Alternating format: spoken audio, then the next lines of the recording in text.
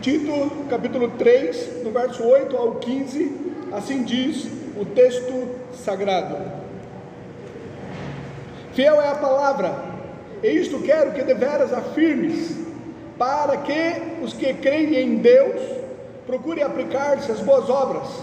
Essas coisas são boas e proveitosas aos homens, mas não entres em questões loucas, genealogias e contendas, e nos debates acerca da lei, porque são coisas inúteis e vãs. Ao homem herege, depois de uma e outra admoestação, evita-o, sabendo que esse tal está pervertido e peca, estando já em si mesmo condenado. Quando te enviar Artemas ou Tiquico, procura vir ter comigo a Nicópolis, porque deliberei invernar ali. Acompanha com muito cuidado Zenas, doutor da lei, e Apolo, para que nada lhes falte.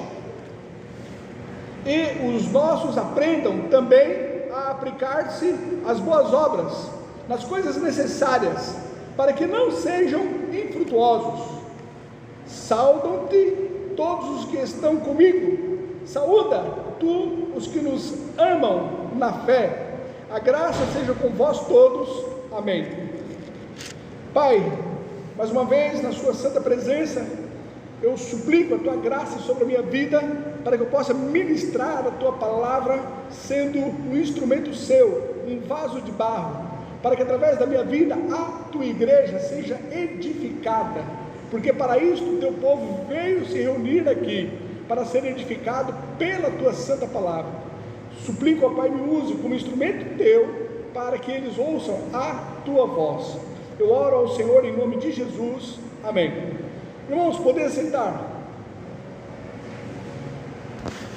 Como então nós dissemos, terminamos hoje, pela graça de Deus, a nossa série de mensagens, tendo aqui como pano de fundo a epístola de Paulo a Tito. Paulo, o fundador então da igreja aqui em Creta, ele, depois de ter fundado esta igreja, ele, em virtude de ter o seu ministério itinerante, ele partiu então para outra cidade, para que ali ele pudesse dar continuidade ao seu ministério, fundando então outras igrejas. Mas ao ter saído então da igreja que ele fundara ali em Creta, alguns falsos mestres, principalmente vindo dos judaizantes, haviam se introduzido ali no meio da igreja, com o objetivo de desfazer o que Paulo havia ali plantado, sendo contrário então às doutrinas de Paulo. Paulo, ele, ao sair, ele deixou Tito ali, e Tito, no qual ele deu a autoridade a ele, autoridade apostólica, para que Paulo pudesse dar continuidade ao ministério que Paulo havia começado. Continuidade então em relação ao que Paulo havia ensinado, ao que Paulo havia instruído, a mensagem, a sã doutrina no qual Paulo havia deixado. Paulo também deixou Tito para que ele pudesse colocar líderes, bispos, em outras localidades, em outras igrejas.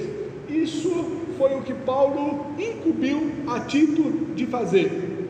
Mas a questão é que, por Tito ser um jovem, algumas pessoas ele não estavam aceitando a sua liderança, também não estavam aceitando as suas doutrinas, queriam receber um outro tipo de alimento, outro tipo de doutrina.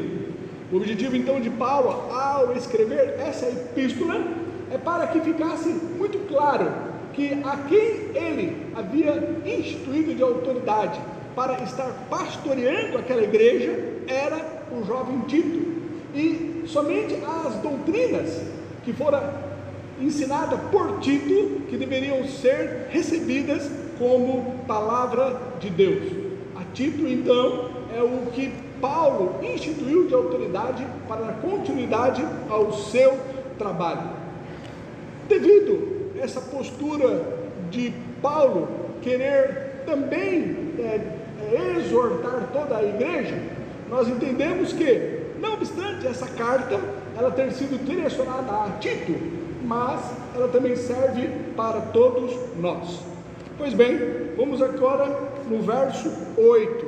O verso 8 ele diz assim: fiel é a palavra. Quando Paulo ele começa uma afirmação, e com essas palavras, fiel é a palavra, é a forma que ele usa, no qual ele quer mostrar solenidade à sua afirmação. Ele quer mostrar que essa palavra, ela deve ser lida com todo o critério, com todo o respeito, com toda a honra, que deve termos os nossos joelhos dobrados ao lermos esta palavra, que essa é uma palavra santa, essa é uma palavra no qual ela é solene. Ele usa então ele começa dizendo isso: fiel é esta palavra, para que as pessoas entendam a solenidade por trás do que ele está afirmando. Assim ele faz, por exemplo, em 1 Timóteo capítulo 1, verso 15, onde ele diz: esta é uma palavra fiel e digna de toda aceitação, que Cristo Jesus veio ao mundo para salvar os pecadores, dos quais eu sou o principal. Ele usa também essa mesma forma ali em 1 Timóteo capítulo 3, o verso 1. Esta é uma palavra fiel. Se alguém deseja o episcopado, excelente obra deseja. E assim também aqui no verso 8, fiel é a palavra. Que haja então solenidade ao nós lermos o que ele está escrevendo. Ele continua: fiel é essa palavra, e isto quero que deveras afirmes. O sentido aqui das palavras de Paulo mostra que esta afirmação, ela tem uma certa veemência. Ele está afirmando ali com veemência, e isto se referindo a todas as doutrinas bíblicas, no qual Tito estava ensinando ali a igreja, e eles deveriam entender que eram palavras de Deus, deveriam entender que eram palavras no qual Tito estava ensinando, tendo a autoridade de Paulo, e Tito, por sua vez, deveria estar incutindo isso na mente da igreja, na mente dos seus membros. Ele deveria estar se esforçando, gastando o seu tempo, gastando toda a sua energia, se dispondo para fazer com que essas verdades fossem incutidas na mente dos membros. Fiel é essa palavra, e isto quero que deveras afirmes. Eu quero que você afirme isso. Eu quero que você reconheça a necessidade de afirmar, de incutir, de fazer com que essas doutrinas, no qual eu tenho te ensinado, esteja na mente de todos os membros. Ele continua: fiel é a palavra, e isto quero que deveras afirmes, para que os que creem em Deus procurem aplicar-se às boas obras. E essas coisas são boas e proveitosas aos homens. As boas obras, no qual Paulo ele está aqui se referindo, são todas as instruções que Paulo já havia ministrado ali para a igreja. São todas as verdades que ele já havia ministrado, ensinado, tanto a Tito como toda a comunidade cristã. Essas boas obras, essas doutrinas, esses preceitos, deveras, eles deveriam estar se aplicando em praticar.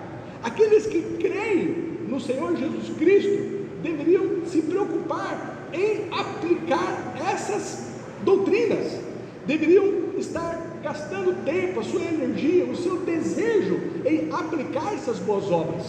Os que creem em Deus, os que colocam a sua confiança em Deus, os que receberam a Cristo como Senhor e Salvador e colocaram a sua confiança em Deus, deveriam se aplicar às boas obras, ou desejar, gastar o seu tempo, investir toda a sua energia para colocar em prática todas as verdades, todas as instruções de Paulo, para que os que creem em Deus procurem aplicar-se às boas obras. Essas coisas são boas e proveitosas a todos os homens. Mateus capítulo 5, verso 16 diz: assim resplandeça a vossa luz diante dos homens, para que vejam as vossas boas obras e glorifiquem a vosso Pai que está nos céus. Efésios capítulo 2, verso 10: porque somos feitura sua, criados em Cristo Jesus para as boas obras, as quais Deus preparou para que andássemos nela. Os que creem em Deus, os que realmente seguem a Cristo, deveriam aplicar-se às boas obras, se esforçar, colocar toda a sua energia, colocar toda a sua disposição em praticar todas as verdades ensinadas pela palavra de Deus. O verso 9 ele diz: mas não entres em questões loucas, genealogias e contendas. Aqui Paulo ele está fazendo um contraste em relação à sã doutrina, no qual ele aqui chamou de boas obras, no qual são as verdades que ele havia ensinado ali para a igreja, em relação aos ensinos dos falsos mestres, que haviam se introduzido ali no meio da igreja, ensinando conceitos que eram contrários aos ensinos de Paulo. Há uma advertência aqui a Tito: olha, em relação a esses ensinamentos dos falsos mestres, que são contrários à palavra de Deus, não entre nessas questões, não discuta com eles. São questões de genealogia e de contendas, são algo que você não deveria se ocupar, não deveria estar gastando o seu tempo em discutir doutrinas que são contrárias à fé cristã. Colossenses capítulo 2, o verso 18 diz: ninguém vos domine a seu bel prazer, com pretexto de humildade e culto dos anjos, envolvendo-se em coisas que não viu, estando debalde inchado na sua carnal compreensão. Contendas sobre genealogia, sobre a questão de anjos, sobre questões loucas, que Paulo diz aqui, não vale a pena nós estarmos discutindo ou se envolvendo nelas. 1 Timóteo capítulo 1, do verso 3 ao 4, ele diz: como te roguei quando parti para a Macedônia, que ficasse em Éfeso, para advertires a alguns que não ensinem outra doutrina, nem se deem a fábulas ou genealogias intermináveis, que mais produzem questões do que a edificação de Deus, que consiste na fé. Assim o faço agora. É uma advertência no qual ele dá a Tito, que serve para toda a igreja, para nós não estarmos contendendo com questões que são inúteis, são loucas, genealogias que são discussões que não levam a nada. Verso 9: mas não entres em questões loucas, genealogias e contendas, e nos debates acerca da lei. Como eu tenho dito, os falsos mestres que haviam se introduzido ali na igreja onde Tito estava pastoreando, na cidade de Creta, eles eram na sua maioria vindos do judaísmo, e eles queriam ali debater, eles queriam ali discutir, mas não tinha como objetivo o aprendizado, não havia um debate objetivando o esclarecimento ou o conhecimento. Na verdade, eles queriam fazer ali um debate com o objetivo de estar impondo as questões deles acerca do judaísmo, relacionado ao cerimonialismo, relacionado à dieta judaica, relacionado à circuncisão e coisas voltadas ao judaísmo. Paulo então diz que esses debates acerca da lei, ele não deveria estar se envolvendo. Por mais que houvesse por parte dele um desejo de querer conhecer, mas no coração, o propósito maior deles era impor as suas doutrinas falsas. Esses debates acerca da lei, Tito não deveria estar se envolvendo. Ele termina então o verso 9 dizendo: porque são coisas inúteis e vãs. São coisas inúteis e vãs. É importante nós pensarmos aqui que os ensinamentos desses falsos mestres não produzem nenhum tipo de edificação, nenhum tipo de conteúdo, não nos leva a conhecermos mais a Deus, não nos dá um crescimento espiritual, mas Paulo ele classifica como coisas inúteis e vãs. Por isso é que não devemos estar nos debatendo acerca desses assuntos. Agora, por outro lado, também recai sobre nós uma responsabilidade quando nos propomos a ensinar, a falar de Deus para alguém, que o que venha a sair da nossa boca, que seja algo que edifique, que seja algo útil, que seja algo que leve a espiritualidade para a pessoa, que nós, ao contrário desses falsos mestres, devemos nos propor a discipular pessoas, levando-os ao crescimento espiritual. A proposta desses judaizantes eram ensinamentos de coisas inúteis e vãs, que não nos igualemos a eles, mas pelo contrário, que tudo que nós venhamos falar tenha como proposta a edificação, a espiritualidade, o crescimento espiritual de quem está nos ouvindo. Efésios capítulo 4 verso 29 diz: não saia da vossa boca nenhuma palavra torpe, mas só a que for boa, para promover a edificação, para que dê graça aos que a ouvem. Continuando aqui o verso 10: ao homem herege, ao homem herege. Essa daqui é uma ordem dada aqui por Paulo, que muitas vezes nós, enquanto igreja, temos a tendência de estar nos esquecendo. Nós sempre queremos estar aqui discutindo e querendo impor as nossas verdades, queremos então discutir acerca de religião, mas Paulo ordena que não nos preocupemos em demasia, ou que não percamos tempo demais com os hereges. Ao homem herege, quem são esses hereges?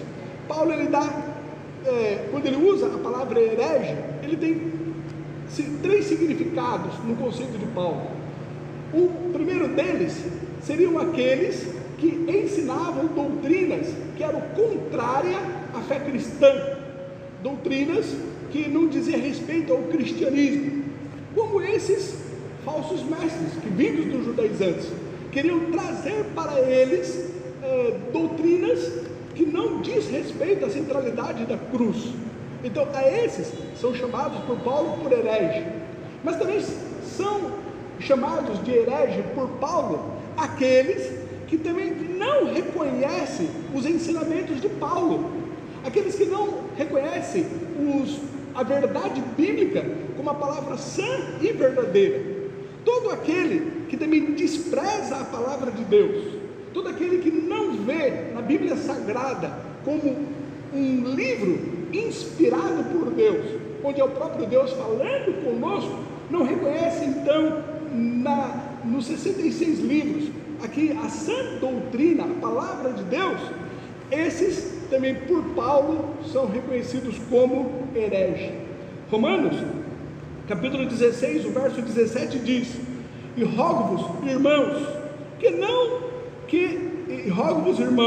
que noteis os que promovem dissensões e escândalos contra a doutrina que aprendestes, desviai-vos deles. Não é só uma questão de colocar algo errado, mas também não aceitar a palavra de Deus também é considerado como herege. Mas também existe um terceiro grupo de pessoas, no qual Paulo ele também o chama de hereges. Calvino, ele diz em relação a esse herege, ele diz o seguinte: Paulo inclui nesta definição todas as pessoas ambiciosas, egoístas e contenciosas, as quais se deixam extraviar por paixões pecaminosas e perturbam a paz da igreja. Em suma, todo aquele que, com seu presunçoso orgulho, quebra a unidade da igreja, é por Paulo qualificado de herege. Herege também, do ponto de vista de Paulo, são todos aqueles que estão fazendo com que a igreja seja dividida, com que haja contenda entre a igreja, fazendo com que os membros tenham confusão entre eles. Todos aqueles que promovem a dissensão, que querem romper a unidade da igreja, também é considerado por Paulo como herege. 2 Timóteo, capítulo 3, do 1 ao 5 diz: sabe, porém, isto, que nos últimos dias sobrevirão tempos trabalhosos, porque haverá homens amantes de si mesmos, avarentos, presunçosos, soberbos, blasfemos, desobedientes a pais e a mães, ingratos, profanos, sem afeto natural, irreconciliáveis, caluniadores, incontinentes, cruéis, sem amor para com os bons, traidores, obstinados, orgulhosos, mais amigos dos deleites do que amigos de Deus, tendo a aparência de piedade. Parece ser um religioso, parece ser um cristão, tem uma aparência de piedade, mas negando a eficácia dela, destes afasta-te. É esse também o grupo daqueles a qual Paulo chama também de herege, aqueles que querem atrapalhar a unidade da igreja. Verso 10: ao homem herege, depois de uma e outra admoestação, evitam. Assim devemos tratar aqueles que querem serem contrário à fé cristã. Assim devemos tratar aqueles que querem introduzir doutrinas contrárias à fé cristã. Assim devemos tratar aqueles que de uma forma orgulhosa e presunçosa estão querendo atrapalhar a unidade da igreja. Evitam. Este é o mesmo ensinamento que já fora dado pelo Senhor Jesus Cristo. Mateus capítulo 18, do 15 ao 17 diz: ora, se teu irmão pecar contra ti, vai e repreende-o entre ti e ele só. Se te ouvir, gaste teu irmão, mas se não te ouvir, leva ainda contigo um ou dois, para que pela boca de 2 ou 3 testemunhas toda palavra seja confirmada. E se não as escutar, dize-o à igreja. E se também não escutar a igreja, considera-o como um gentil e publicano.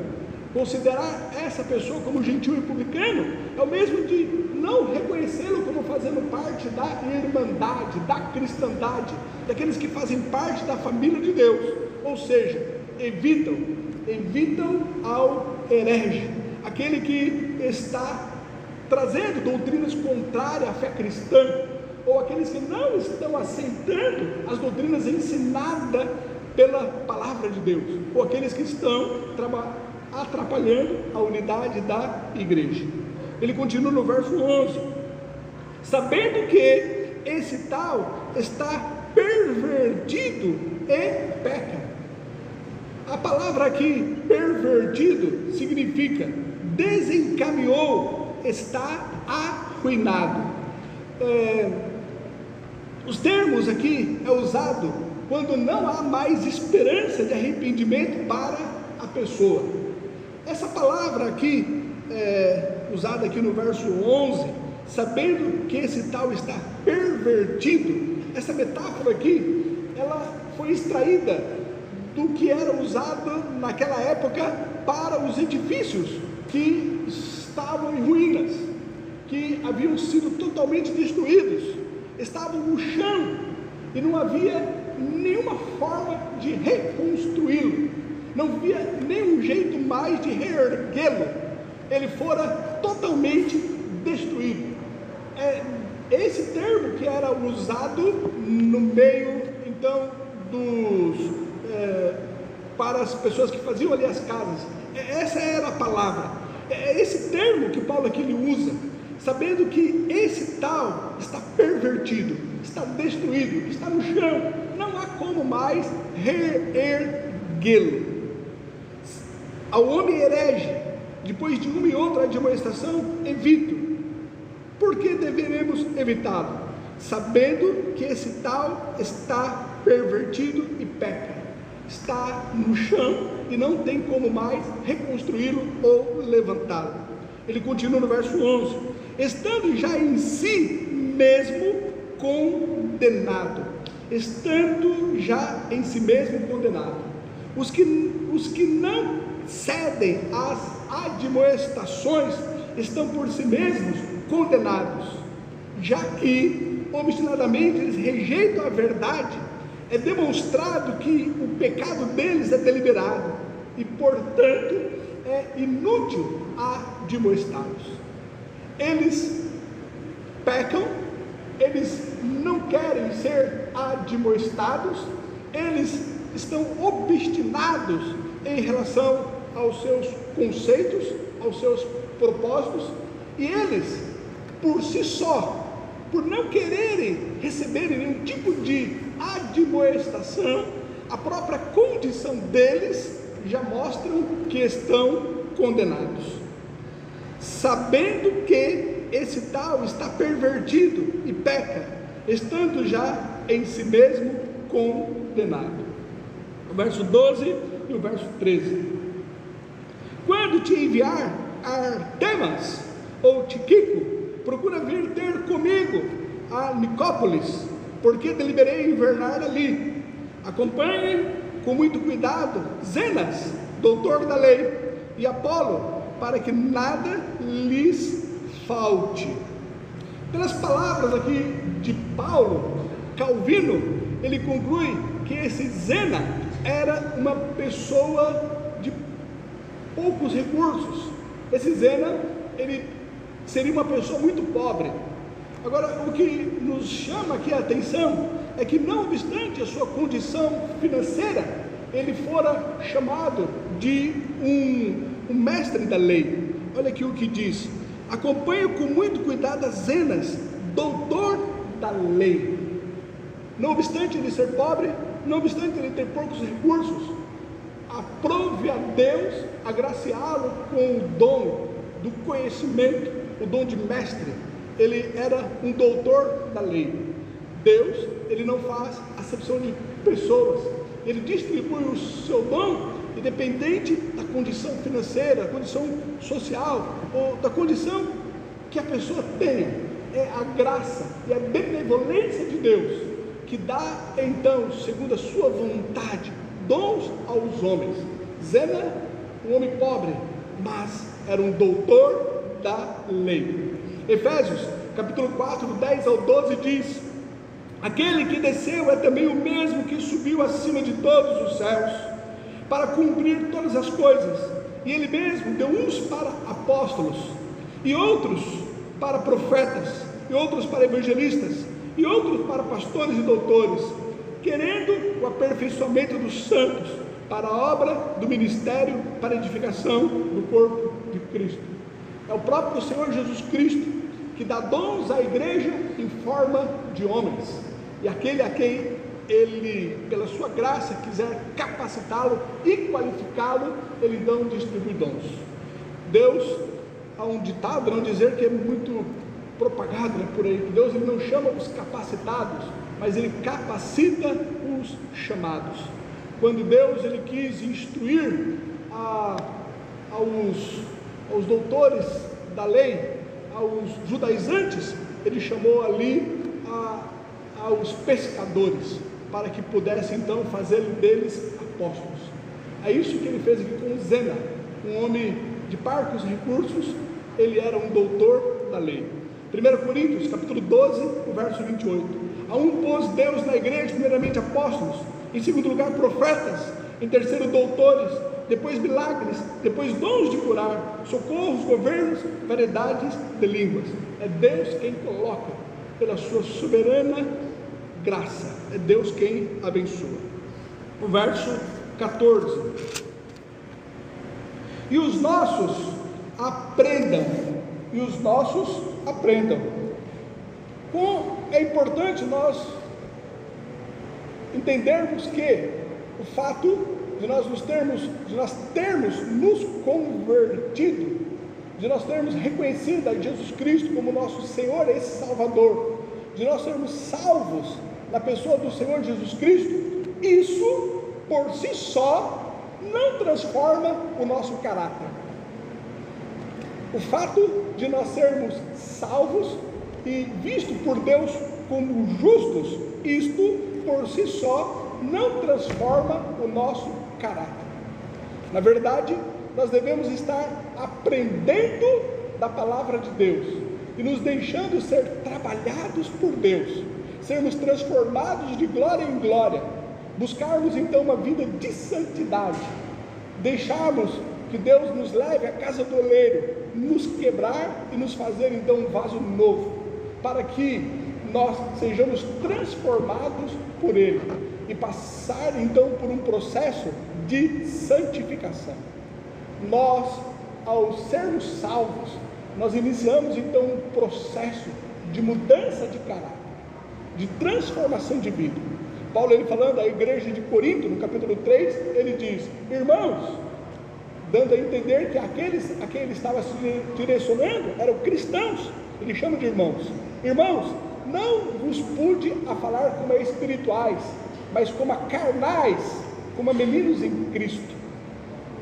Eles eram irmãos, 1 Coríntios 3, verso 1, mas eram meninos em Cristo, eram carnais, porque havendo entre vós dissensões, um dizendo ser de Paulo, outro de Apolo, outro dizendo ser de Pedro, outro dizendo ser de Paulo. Essa divisão que havia entre eles mostrava que eles eram carnais, que não haviam sido deixados ser transformados pela palavra de Deus. Precisamos então aprendam, e os nossos aprendam. Tiago, capítulo 1, verso 22 diz: e sede cumpridores da palavra, e não somente ouvintes, enganando-vos com falsos discursos. 2 Coríntios, capítulo 3, o verso 18: mas todos nós, com o rosto descoberto, refletindo como espelho a glória do Senhor, somos transformados de glória em glória, na mesma imagem, como pelo Espírito do Senhor. E os nossos aprendam também a aplicar-se às boas obras, nas coisas necessárias, para que não sejam infrutuosos. Esse final aqui do verso 4 está relacionado ao que Paulo falou sobre Zena, no qual a igreja deveria se preocupar em ajudá-lo, em ampará-lo, tanto a Zena como a Apolo. Então, para que a igreja ela não se queixasse de estar sobrecarregada, de estar ali auxiliando tanto a Zena como a Apolo, Paulo então chama esses dois a atenção, que eles deveriam se aplicar às boas obras, eles deveriam ser frutíferos, eles deveriam fazer com que não se tornasse pesado ali para a igreja, eles deveriam ser zelosos e praticantes de boas obras. 1 Timóteo, capítulo 5, verso 17 diz: os presbíteros que governem bem sejam estimados por dignos de duplicada honra, principalmente os que trabalham na palavra e na doutrina.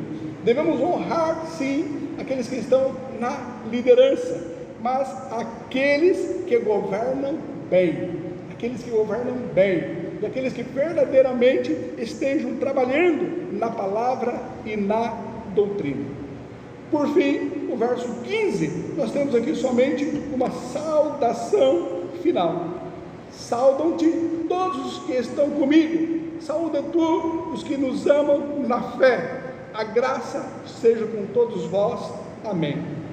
Lições que esse texto aqui nos ensina. Primeiro, cada membro que crê em Deus deveria praticar como sendo sua maior preocupação as boas obras. Boas obras, no caso, seriam as doutrinas ensinadas relacionadas à fé cristã. Segunda verdade que esse texto nos ensina: não devemos estar entrando em debates fúteis, com pessoas que não têm um real interesse pela palavra de Deus. Não devemos dar pérolas aos porcos. A terceira verdade que esse texto nos ensina: aqueles que querem quebrar a unidade da igreja, que são considerados como hereges, devemos evitá-los. A quarta verdade que esse texto nos ensina: Deus é quem capacita a quem Ele quer pela sua graça.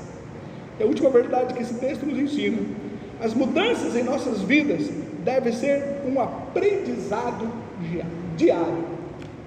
O fato de sermos salvos, isso por si só não altera, não muda o nosso caráter. Nós devemos nos deixar ser trabalhados, moldados por Deus, viver em uma vida de santificação constante. Que Deus assim nos ajude. Pai, em nome do Senhor Jesus Cristo, eu clamo a Ti, eu suplico que essas verdades que foram aqui ensinadas possam estar sendo escritas em nosso coração de uma forma tal que nós venhamos, ó Pai querido, praticá-las, sermos moldados por ela, entendemos como verdades vindas do Senhor, que nós, enquanto igreja, possamos receber as Tuas exortações e vivenciarmos, ó Pai, conforme o padrão cristão que o Senhor almeja para cada um de nós. Abençoa, Pai, o Teu povo. Eu suplico, ó Pai, em nome de Jesus. Amém.